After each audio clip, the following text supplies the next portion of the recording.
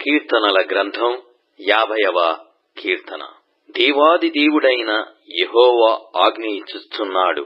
తూర్పు దిక్కు మొదలుకొని పడమటి దిక్కు వరకు భూనివాసులను రమ్మని ఆయన పిలుచుచున్నాడు. పరిపూర్ణ సౌందర్యము గల సియోనులో నుండి దేవుడు ప్రకాశించుచున్నాడు. మన దేవుడు వేంచేయుచున్నాడు. ఆయన మౌనముగా నుండడు. ఆయన ముందర అగ్ని మండుచున్నది. ఆయన చుట్టూ ప్రచండ వాయువు విసురుచున్నది. ఆయన తన ప్రజలకు న్యాయము తీర్చుటకై బల్యర్పణము చేత నాతో నిబంధన చేసుకొనిన నా భక్తులను నా యొద్దకు సమకూర్చుడని మీది ఆకాశమును భూమిని పిలుచుచున్నాడు.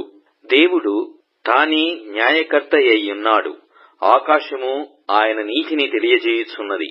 నా జనులారా, నేను మాటలాడబోవుచున్నాను, ఆలకించుడి. ఇశ్రాయేలు ఆలకింపుము. నేను దేవుడను, నీ దేవుడను. నేను నీ మీద సాక్ష్యము పలికెదను. నీ బలుల విషయమై నేను నిన్ను గద్దించుటలేదు.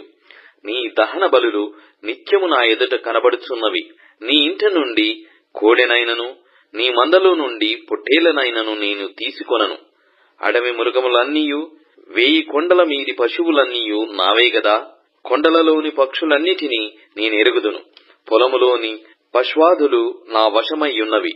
లోకమును దాని పరిపూర్ణతయు నాదే. నేను ఆకలిగొనినను నీతో చెప్పను. వృషభముల మాంసము నేను తిందునా? పొట్టేళ్ల రక్తము త్రాగుదునా? దేవునికి స్తుతియాగము చేయుము. మహోన్నతునికి నీ మొక్కుబడులు చెల్లించుము.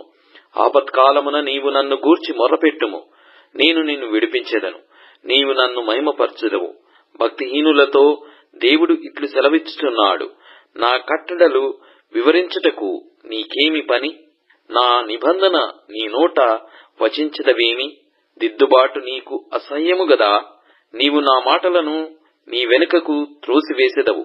నీవు దొంగను చూచినప్పుడు వానితో ఏకీభవించెదవు. వ్యభిచారులతో నీవు సాంగత్యము చేసెదవు. కీడు చేయవలెనని నీవు నోరు తెరుచుచున్నావు. నీ నాలుక కపటము కలిగించుచున్నది. కీడు చేయవలెనని నీవు నోరు తెరుచుచున్నావు. నీ నాలుక కపటము కల్పించుచున్నది. నీవు కూర్చుండి నీ సహోదరుని మీద కొండెములు చెప్పుచున్నావు. నీ తల్లి కుమారుని మీద అపనిందలు మోపుచున్నావు. ఇట్టి పనులు నీవు చేసినను నేను మౌనినయ్యుంటిని. అందుకు నేను కేవలము నీ వంటి వాడనని నీవనుకొంటివి. అయితే నీ కనుల ఎదుట ఈ సంగతులను నేను వరుసగా ఉంచి నిన్ను గద్దించెదను. దేవుని మరచువారలారా, దీని యోచించుకొనుడి.